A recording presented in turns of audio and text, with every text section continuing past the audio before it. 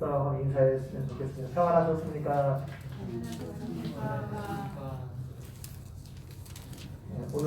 오늘부터 몇 주간에 걸쳐서 요나서 말씀 가지고 하나님의 말씀을 나눠보려고 합니다. 오늘 요나를 소개하는데 1절에서 아미떼의 아들이라 요나를 소개하고 있습니다. 요나는 비둘기라는 뜻이 있고 아미떼는 진리라는 뜻이 있습니다. 그래서 요나는 사실 진리의 아들이죠. 아버지가 아미떼는 진리라는 뜻입니다. 굳이 아버지를 소개하지 않아도 되는데 아버지를 소개하고 있습니다. 이것은 요나가 가공의 인물이 아니고 실제 역사에 존재했던 인물임을 보여주기 위해서입니다. 사람들은 요나서의 내용이 약간 황당한 내용들이 굉장히 많이 있잖아요. 물고기 뱃속에 3일 동안 요나가 들어갔다가 나온 이야기, 이런 것들 때문에 요나를 가공의 인물로 생각하는 경우가 있습니다. 실제 역사에서 일어났던 일이 아니라 누군가 신학적인 교훈을 주기 위해서 만들어낸 이야기가 요나서라 생각할 때가 많이 있습니다. 그러나 그것이 아니라 역사 가운데 실제로 일어났던 사건임을 보여주기 위해서 여기 요나서를 시작하면서 아버지 이름을 분명히 밝히고 있습니다. 성경의 모든 사건은 신화가 아닙니다. 실제로 역사 안에서 일어났던 실제 사건입니다. 그래서 요나서는 이것을 분명히 하기 위해서 요나를 아미떼의 아들이라 소개하고 있는 것입니다. 그렇다면 요나가 누구입니까?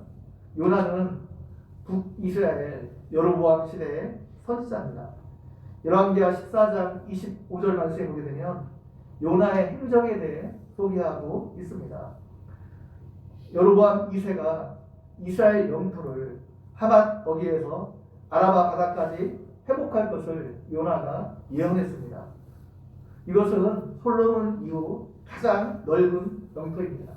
하나님께서 아브라함에게 약속하셨던 그 영토 대부분을 포함합니다. 그런데 요나의 예언대로 그대로 성취되었습니다. 여로보암 2세 때 넓은 땅을 확보할 수 있었고 경제적으로 굉장히 부유한 삶을 북이스라엘이 살 수 있었습니다. 요나가 예언한 그대로 말씀이 성취되었기 때문에 요나는 북이스라엘에서 대단한 선지자로 사람들이 요나를 여겼을 것입니다.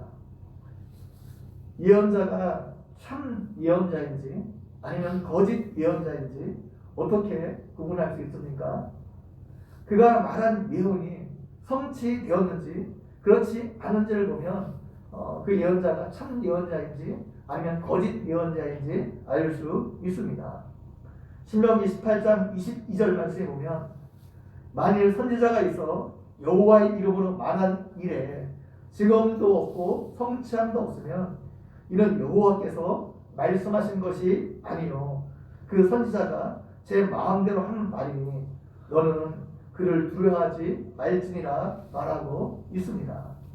그래서 참 선지자는 뭐예요? 그가 한 예언에 대해서 하나님 그 이름으로 말한 그 예언에 대해서 성취가 있으면 참 예언자이고 아니면 성취가 없으면 그렇지 않다는 겁니다. 2015년 정도로 제가 생각이 드는데요. 12월에 우리나라에 전쟁이 일어난다고 예언했던 홍해선 전도사라는 분이 있습니다. 한 2015년 봄에 막 그런 예언들을 막 했던 것 같아요. 그래서 그것을 믿고 많은 사람들이 모든 재산을 정리해 필리핀으로 떠난 일이 있었습니다. 제가 섬기던 교회는 없었는데 제가 섬기던 교회 아는 분이 그분의 말을 믿고 재산을 모두 정리해서 실제로 필리핀으로 떠나는 사람이 있습니다.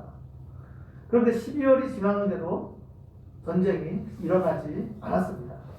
그러자 이제 무엇이라고 거짓말을 하냐면 자신이 하나님께 금식하면서 열심히 기도했기 때문에 하나님께서 그 전쟁을 연기시켜 주셨다는 거예요.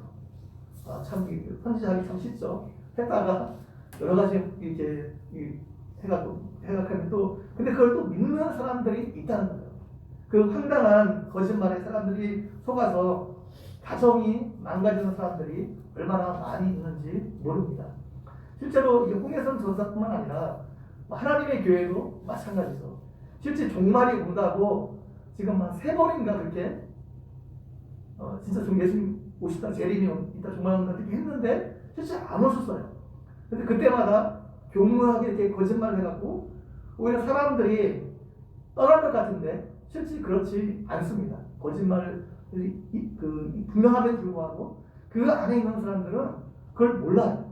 그래서 종말이 온다고 막 이렇게 하면서 모든 제사를 다 정리하게 만들고 다 헌금하게 만들었다가 이제 이제 거짓말인 것이 다 들통나죠. 그런데 이상하게 교모하게 이렇게 거짓말을 하게 되면 사람들이 또 그것을 믿어요. 그래서 오히려 더 거짓말인 것이 분명히 드러났음에도 불구하고 오히려 더 견고하게 거기에 이제 오갈 데가 없잖아요. 그래서 거기에 더 이렇게 심취하는 것을 많이 볼 수가 있습니다. 아무튼 참 선지자인가 거짓 선지자인가 어떻게 구분할 수 있습니까? 그 예언이 정말 성취되었느냐 그렇지 않느냐로 알 수 있습니다. 요나는 이런 사람들 같은 거짓 예언자가 아니었습니다. 요나가 하나님 말씀을 들었고 하나님 말씀을 선포했고 그 선포한 그대로 말씀이 성취되었습니다. 오늘 1절 말씀에 요나가 다시 하나님의 말씀을 들었습니다. 요나에게 하나님의 말씀이 임했습니다. 임했어요. 요한복음 10장 27절 말씀에 보게 되면 예수님은 자신의 양의 특징에 대해서 말씀하시는데 내 양은 내 음성을 들으며 나는 그들을 알며 그들은 나를 따르느니라 말씀하고 있습니다. 예수님 당시에 들에 공동 양무리가 있었습니다. 그래서 커다랗게 양무리를 만들어 놓고 낮에는 목자들이 흩어졌다가 양에게 풀을 뜯겼습니다. 그리고 밤이 되면 그 공동우리에 여러 목자의 양들이 들어와서 함께 거기에 잠을 잤습니다. 거기에는 그 우리에는 한 목자의 양만 있는 것이 아니라 그런데 양들은 정확하게 자기 목자의 목소리를 알아듣습니다. 그 아침에 일어나서 자기 목자가 가자 이렇게 하여튼 어떤 표시를 할 거잖아요. 그럼 정확하게 그 목소리를 듣고 따라간다고 합니다. 그렇기 때문에 여러 양들이 이렇게 섞여 있어도 목자가 일일이 가고 내 양을 찾아내는 것이 아니라 목자의 음성을 양들이 정확하게 알아듣기 때문에 이렇게 따라간다고 합니다. 그래서 양들은 귀가 발달되어 있기 때문에 아침이 되면 정확하게 자신의 목자의 음성을 듣고 그 우리에서 나왔습니다. 이것처럼 예수님이 우리의 목자인데 예수님의 양은 예수님의 음성을 듣고 예수님을 따른다. 예수님께서 말씀하고 있는 겁니다. 그렇기 때문에 예수님의 그 말씀을 듣지 않고 예수님을 따르지 않는 사람들은 예수님의 양이 아니라는 말입니다. 예수님의 양은 당연히 뭐예요? 예수님의 음성을 듣게 되어 있다는 겁니다. 우리가 믿는 하나님과 우상신과 다른 이방 종교에 섬기는 우상신과 가장 큰 차이점이 무엇입니까? 하나님은 말씀하시는 분이라는 거예요. 하나님은 하나님의 백성들 가운데 찾아오셔서 끊임없이 말씀하시는 분이라는 겁니다. 아멘. 하나님은 하나님의 백성들에게 찾아오셔서 뭐예요?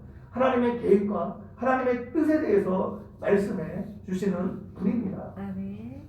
그리고 하나님은 우리가 그 하나님의 말씀을 듣고 그 말씀에 순종하기를 원하십니다. 우리가 하나님의 말씀을 듣고 그 말씀에 순종하면 절대로 실패하지 않을 수 있습니다. 그래서 우리가 우리 인생을 참 성공적으로 사는 길은 하나님의 음성을 듣고 우리에게 말씀하신 하나님의 음성을 듣고 그 말씀에 순종하는 것이 우리 인생을 성공적으로 살 수 있는 지름길인 것입니다. 요나에게 하나님의 말씀이 임했습니다. 구약의 선지자들은 대부분 직접 하나님의 음성을 들었습니다. 오늘날도 어떤 사람들에게는 하나님께서 직접 말씀하시는 경우가 간혹 있는 것 같습니다. 제가 직접 하나님의 음성을 들어본 적이 없기 때문에 이것에 대해서 그렇다 말하기가 쉽지 않습니다. 제가 직접 경험해본 것이 아니기 때문에 그렇습니다. 그러나 어떤 사람들에게는 직접 말씀하시는 경우도 간혹 있는 것 같기도 해요. 어떤 분들이 하는 게 거짓말 같지는 않아요.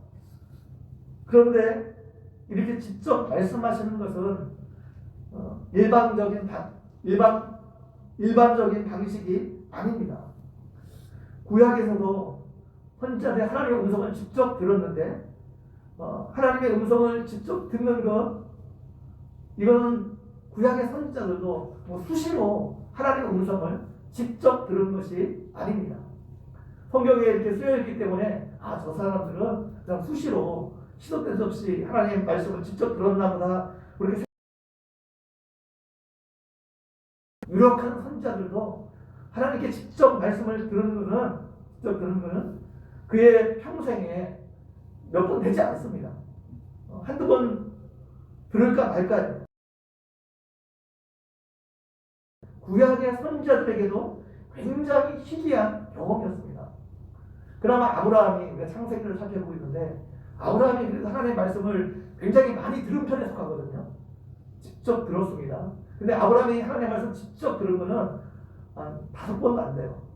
그의 평생에 몇 번 안 돼요. 거의 하면은 아브라함이 굉장히 오래 살았거든요. 170몇 살까지 살았으니까 거의 한 40-50년에 한 번 들을까 말까 한 거예요. 직접 듣는 거, 구약에서 직접 말씀하셨지만 그건 굉장히 희귀한 경험이었습니다. 하나님은 오늘날 우리에게 말씀하시는 일반적인 방식은 기록된 말씀을 통해서 우리에게 말씀하시는 겁니다. 성령께서도 기록된 말씀을 통해서 우리에게 역사하십니다.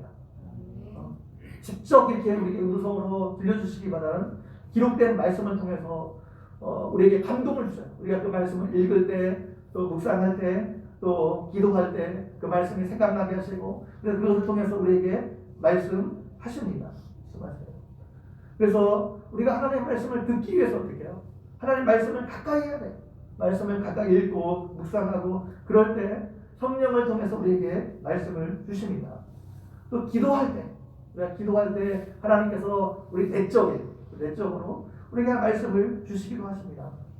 하나님은 또한 환경을 통해서 말씀을 주시기도 해요. 여러분, 어떤 사람과 대화를 하다가 또 경건서적을 읽다가 여러 가지 어떤 삶의 환경을 통해서 하나님 우리에게 말씀을 주시기도 합니다. 아무튼 하나님은 성령을 통해서 우리 내적으로 우리를 감동시켜 주시고 말씀을 주십니다. 하나님은 지금도 끊임없이 여러 가지 어떤 환경과 방편들을 통해서 우리에게 말씀하시지만 문제는 뭐예요? 우리가 그것을 잘 알아차리지 못할 때가 있다는 것입니다. 우리가 하나님의 자녀이고 하나님의 음성을 들어야 되는데 그 음성을 들을 자격이 있는 사람임에도 불구하고 많은 사람들이 그 하나님의 음성을 듣지 못할 때가 많다는 것입니다. 문제가 무엇입니까?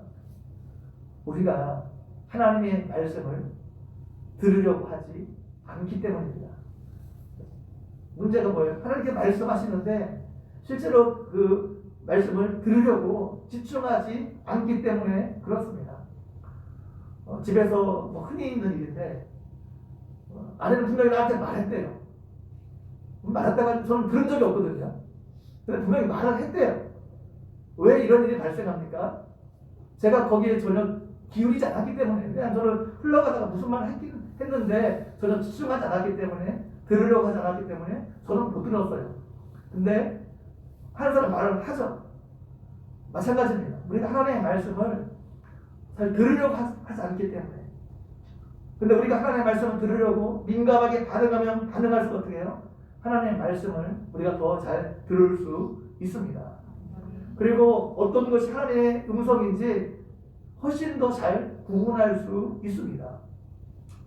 우리 안에는 하나님만 말씀하는 것 아니라 마귀도 계속해서 우리에게 말해요. 그러니까 하나님의 말씀도 있고 마귀가 하는 소리도 있고 세상의 소리도 있습니다. 우리 안에서 계속 소리도 있어요. 근데 어떻게 이 정말 하나님께서 나에게 하시는 말씀인지, 아니면 이게 세상의 소리인지, 아니면 그냥 내적으로 나 혼자의 욕심인지, 이런 것들을 어떻게 구분할 수 있습니까?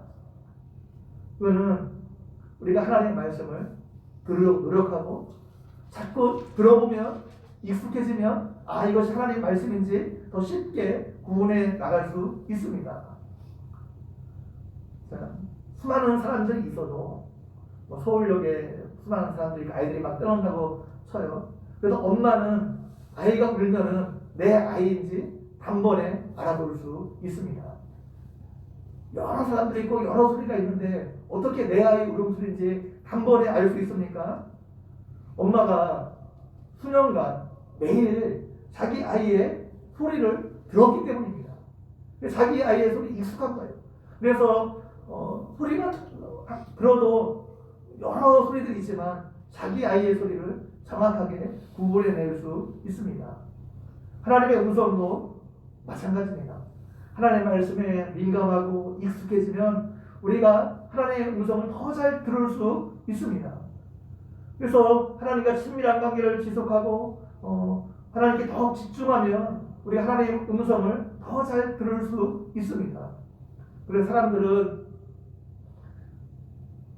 문제가 뭐예요? 하나님의 말씀을 들으려고 하지 않습니다. 그렇기 때문에 어떻게 해요? 일단 성경을 멀리합니다. 하나님의 말씀을 들으려면 어떻게 해요? 하나님의 말씀 성경을 가까이 하고 묵상하고 그렇게 해야 되는데 전혀 하나님의 말씀에 관심이 없기 때문에, 하나님의 말씀에 들을 관심이 없기 때문에 성경을 멀리합니다. 그렇기 때문에 하나님 계속해서 말씀하셔도 우리가 잘 들을 수가 없고, 이게 하나님의 말씀인지 내 생각인지 세상의 소리인지 마귀가 하는 소리인지 구분하기가 쉽지 않습니다. 그래서 우리가 하나님의 음성을 듣길 원한다면 어떻게 해요? 말씀을 가까이 해야 됩니다. 그리고 읽고 묵상해야 됩니다. 그리고 우리가 그만히 하나님 앞에 기도해야 됩니다. 기도할 때 성령께서 우리 안에 내적으로 말씀을 주십니다. 그러면 우리가 더 하나님의 음성을 들을 수 있고 가까이 할 수 있습니다. 하나님의 말씀을 듣는 것이 좋을 수도 있지만 그것이 부담이 될 수도 있습니다. 하나님의 말씀이 내가 원하는 거예요. 그러면 그것 때문에 힘들 염려는 없어요. 하나님 말씀하셨는데 이게 내가 원하는 거예요. 내가 뜻하는 거예요. 내가 계획한 거예요. 그러면 그것 때문에 우리가 고민할 필요가 전혀 없습니다. 어떤 교회에서는 거의 제가 섬기던 모든 교회에서 매년 그 새해가 되면 말씀 카드를 뽑습니다. 근데 말씀 카드를 뽑는 것에 대해서 사람들이 별 부담이 없습니다. 오히려 기대를 가지고 그 말씀 카드를 뽑습니다. 왜냐하면 그 말씀 카드라는 것이 사람들이 듣기를 원하는 것만 다 적어놨어요. 좋은 말씀, 다 이름과 되고 힘이 되고 다 듣기를 원하는 말씀 구절만 뽑아갖고 말씀 카드를 만들었습니다. 말씀 카드를 어떤 말씀 카드를 뽑아도 다 내가 듣기를 원하고 다 거기 적혀 있어요. 그렇기 때문에 전혀 그 말씀 카드를 뽑아서 보았는데 그것 때문에 마음에 큰 부담을 가지는 사람은 아무도 없습니다. 오히려 더 기뻐하고 좋아하고 그것 때문에 힘이 되고 이유가 됩니다. 이게 나쁘다는 게 아니에요. 말씀 카드 나쁘다는 게 아니에요. 그리고 우리가 힘을 얻고 저도 항상 뽑게 되면 기대가 되고 참 좋습니다. 그런데 하나님은 꼭 우리가 원하는 것, 듣기를 원하는 말씀, 그것만 그렇게 말씀하시는 분이 아니라는 거죠. 때로는 우리에게 부담이 되는 말씀도 하신다는 거예요.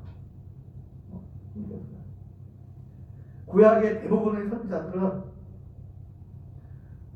하나님 말씀을 들었어요. 그래서 여러분 이사야부터 예레미야, 에스겔 다 한번 정직하게 성경을 한번 읽어보십시오. 굉장히 다 부담이 되는 말씀이었어요. 다 전하기 싫은 말씀이었어요. 특별히 예레미야 같은 경우는 이거 그 하나님 말씀이 바벨 망한다는 거잖아요. 너를 죄 때문에 바벨은 망한다. 항복하는 거잖아요. 지금 온 국민이 결단해서 지금 대적하고 맞서도 지금 힘든데 하나님이 항복하라고 하는 뜻이다. 항복해야 된다. 항복하는 게 그 하나님의 뜻이다. 그러면서 말씀을 전했습니다. 그래서 말씀을 전하다가 매국노로 몰려서 감옥에 갇히게 됐습니다. 그래서 얼마나 말씀을 전하기가 싫었겠어요. 예레미야가.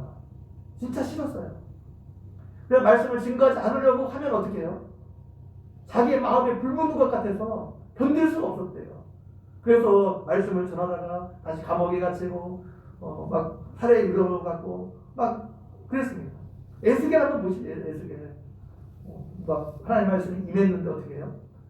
거기에 하나님께 희한한 말씀 다 아시죠? 막 처음에는 사람 똥으로 잘 빵 구워 먹으려 했는데 못하겠다 그러니까 또 짐승의 똥으로 이렇게 하고 빵 구워 먹게 하시고 막 하여튼 희한한 그 말씀 많이 하십니다. 그 선지자들 보게 되면 다 부담이 되는 말씀이었어요.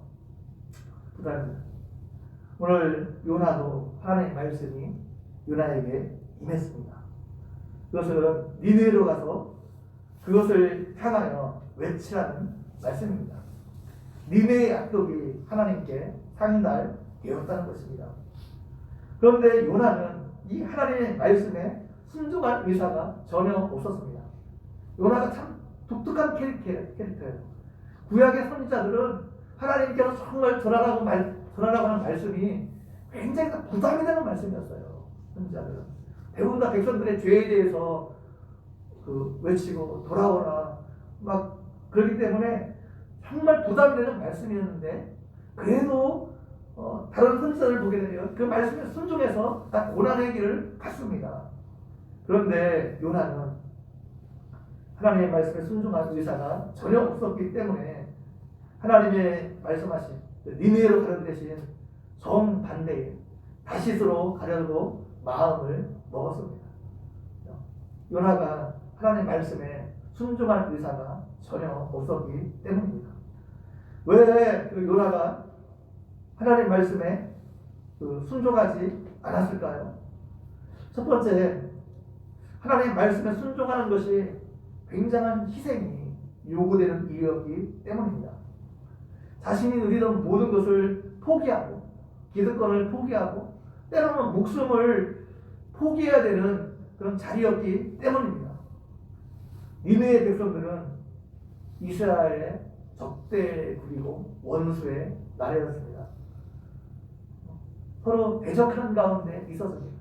우리나라가 일본하고 그렇게 크게 좋지 않은데 우리나라 사람들 일본을 미워하는 것보다 그 당시에 북이스라엘 사람들이 아수르를 미워하는 것이 훨씬 더 그 적대 감정이 훨씬 컸습니다.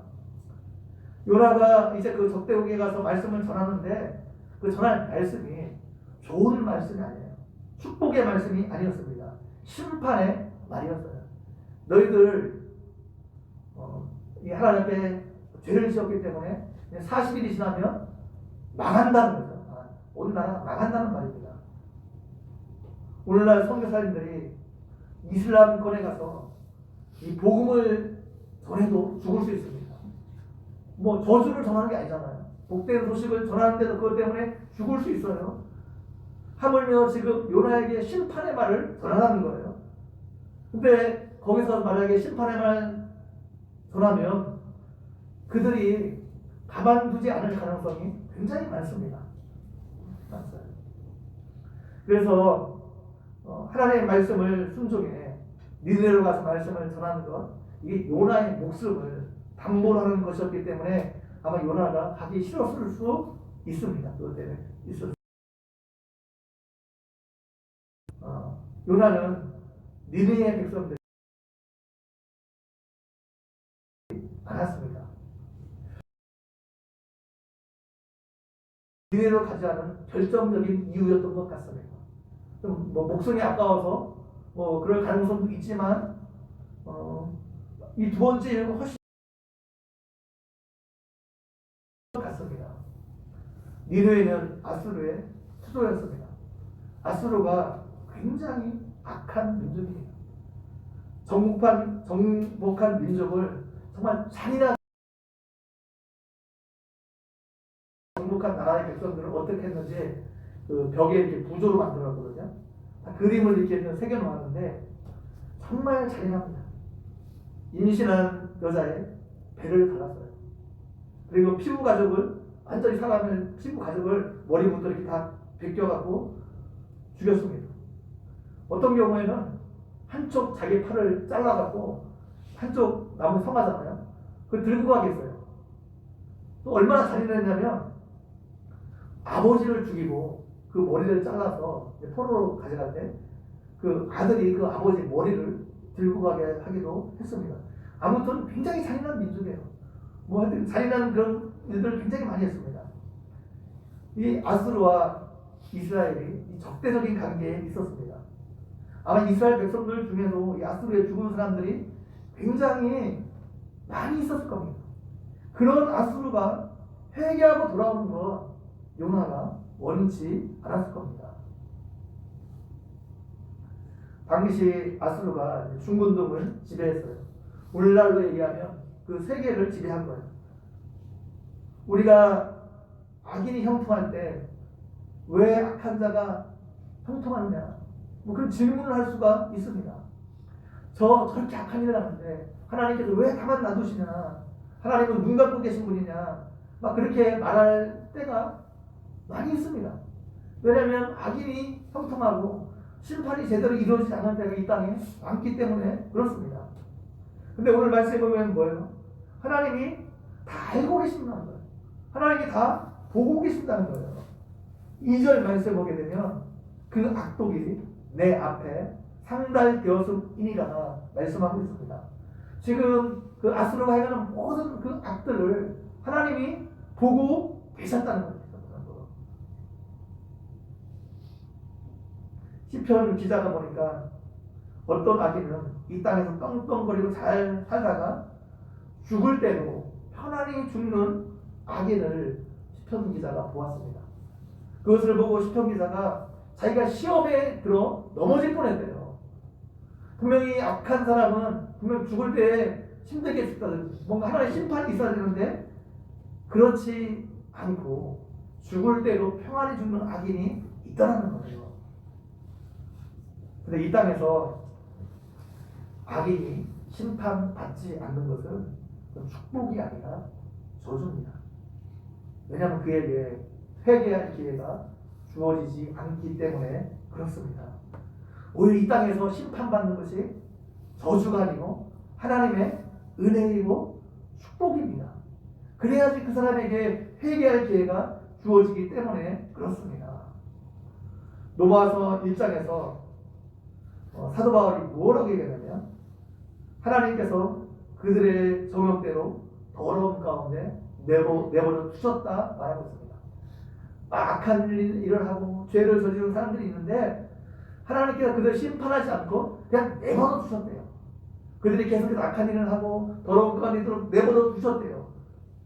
그게 그들을 향한 가장 큰 심판이라 사도 바울은 말하고 있습니다. 왜냐하면 그들에게 회개할 기회가 더 이상 주어지지 않기 때문에 그렇습니다. 회개하지 않으면 영원한 멸망 가운데 처하기 때문에 사람은 죽음으로써 모든 것이 끝나는 것이 아닙니다. 반드시 하나님의 심판의 날이 있어요. 마지막 때가 되면 예수를 믿는 사람도 그렇고 믿지 않는 사람도 그렇고 다 육체로 부활해서 하나님 앞에 설 날이 있을 겁니다. 그때 하나님으로부터 뭐예요? 심판이 있다는 거예요. 심판이. 그들이 어떻게 이 땅에서 살았는지 그 심판이 반드시 있다는 거예요. 그래서 이 땅에서 악인이 형통한다고 해서 불평할 필요도 없고 그 악인을 돌아할 필요도 없습니다. 하나님께서 요나에게 니네로 가서 하나님의 심판을 전하라 말씀하셨습니다. 하나님께서 니네 백성들이 악했지만 그들에게 다시 한번 기회를 주기 위해서였습니다.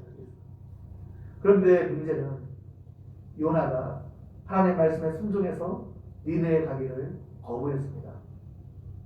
자신이 목숨을 걸고 선포하면, 그 자기 목숨을 걸고 선포한 거잖아요. 선포하면 혹시 그 말씀을 듣고 니느웨 백성들이 회개하고 돌아올 가능성이 있었기 때문입니다. 요나는 그것이 너무너무 싫었어요. 자신의 목숨을 걸 만한 일이 아니라고 생각했습니다. 여러분, 자신의 원수를 위해서 자기 목숨을 걸 수 있는 사람이 어디 있겠습니까? 없죠. 그래서 요나는 하나님의 말씀에 지금 불순종해서 다시스로 가려고 한 것입니다. 문제는 다시스로 가려고 한국인 요바로 내려갔는데 마침 다시스로 가는 배를 만난 것입니다. 자신이 계획한 대로 일이 착착 진행되는 거예요. 다시스는 니느웨의 정반대, 오늘날 스페인 지방인데 당시 사람들이 땅끝이라고 생각했던 곳입니다.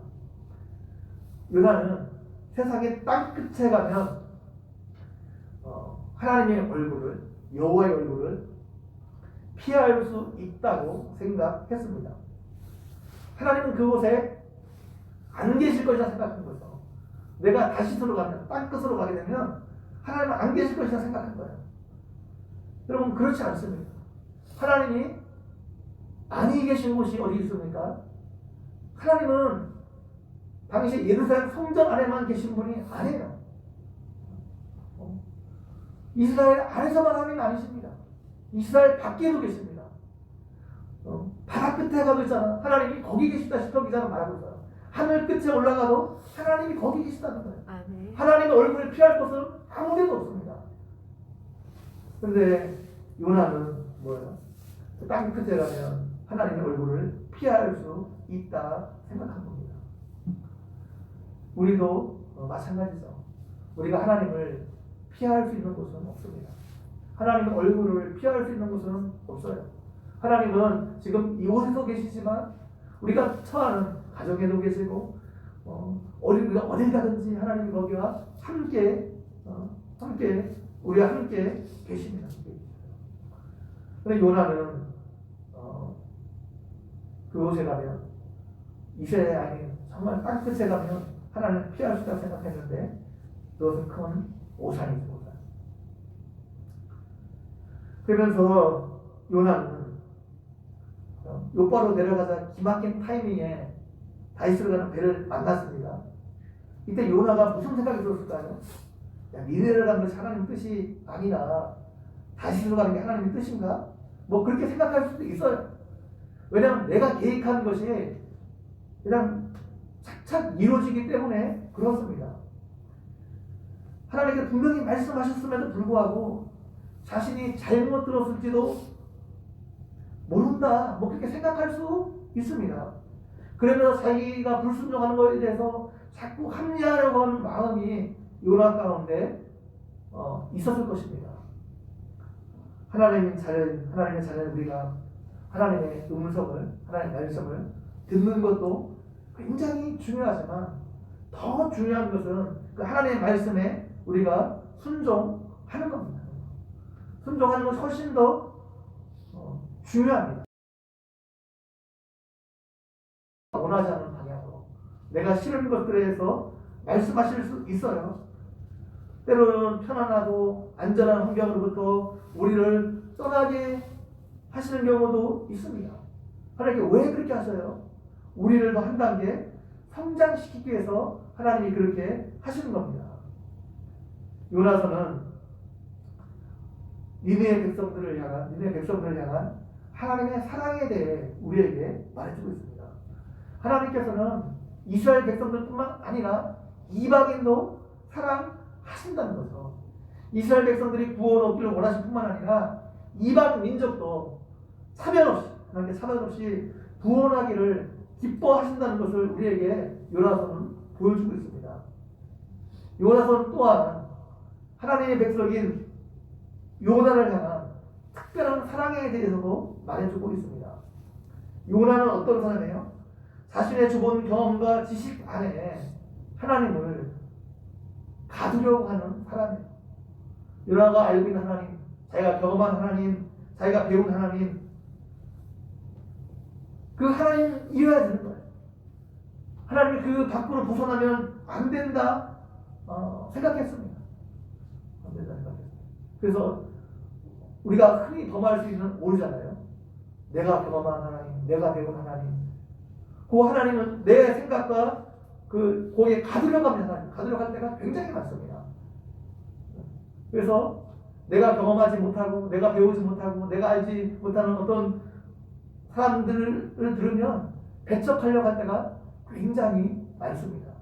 물론 뭐 이단적인 가르침이나 이런 것들에서 배척해야 되지만, 그러나 우리가 알고 있는 지식이 전부가 아니죠. 어떻게 우리가 알고 있는 지식의 하나님을 가두려고 합니까? 가두어진 하나님이 아니라는 거예요. 그래서 하나님은 요나를 더 성장하기를 원하셨어요. 그래서 그 요나를 집요하게 추적하고 설득해 나가는 하나님의 모습이 요나서에는 잘 그려지고 있고, 그게 큰 하나의 규제이기도 합니다. 하나님께서 아브라함을 75세에 부르셔서 본토 친척 아비집을 떠날 것을 요구하셨습니다.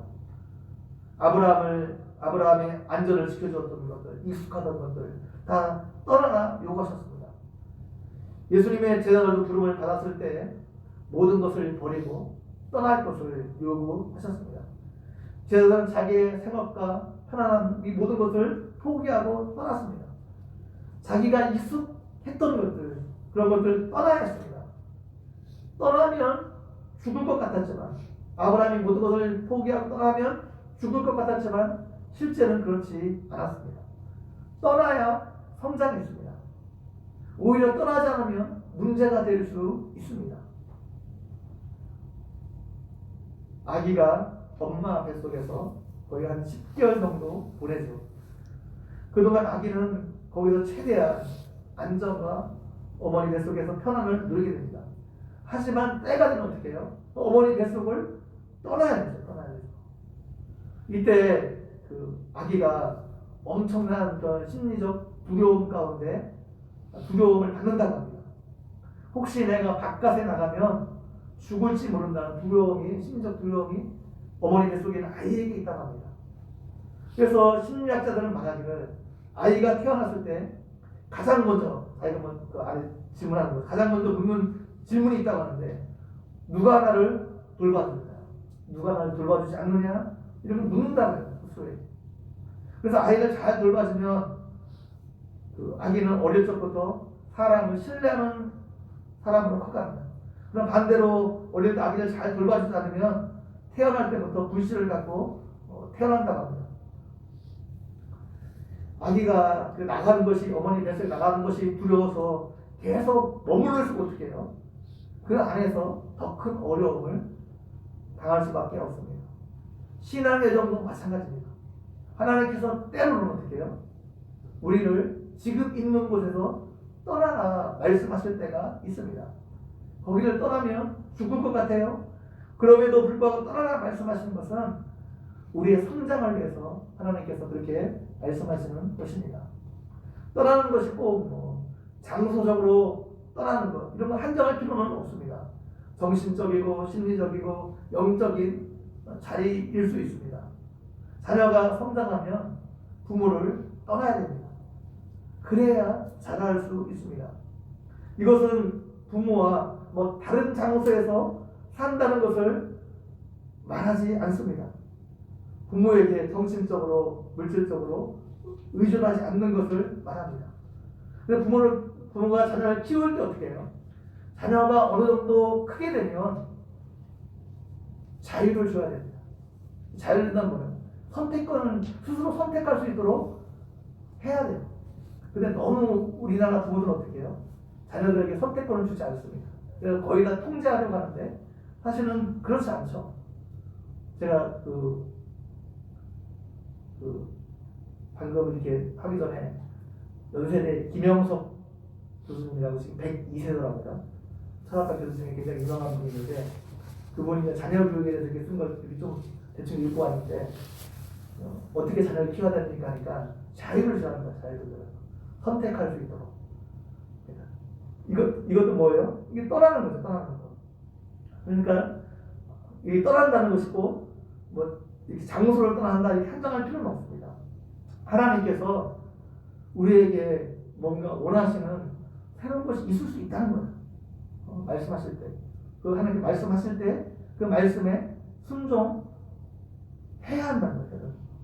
말씀에 순종하는 것이 어렵다고 회피하면 더 큰 어려움을 당할 수 있습니다. 우리가 떠나지 않으면 변화될 수 없죠. 떠나지 않으면 순종할 수 없습니다. 하나님의 말씀에 떠나지 않으면 성장할 수 없다는 거예요. 순종하지 않으면, 말씀에 순종하지 않으면 우리가 성장할 수 없습니다. 그래서 하나님께서 우리에게 떠나라고 말씀하실 때, 우리에게 뭔가 말씀하실 때 그 말씀에 순종해야 되는 겁니다. 다음 시간에 살펴보겠는데 그 요나가 하나님 말씀 순종하지 않았을 때 얼마나 큰 어려움들을 당합니까? 많은 어려움들 당한 후에 다시 그 제자리에 오게 만드시잖아요. 하나님은 결국 우리를 사랑하시기 때문에 결국 제자리로 돌아오게 만드셔요. 근데 어떻게 해요? 그냥 지름길로 갈 수 있는 거를 돌고 돌아 굉장히 어려운 가운데 했다가 돌아올 수 있어요. 그렇기 때문에 하나님께서 말씀하셨을 때 어떻게 해요? 순종하는 것이 필요합니다. 우리가 하나님의 자녀이기 때문에 하나님의 말씀을 들어야 됩니다. 말씀을 들어야 돼요. 그 말씀이 들려졌을 때 어떻게 해요?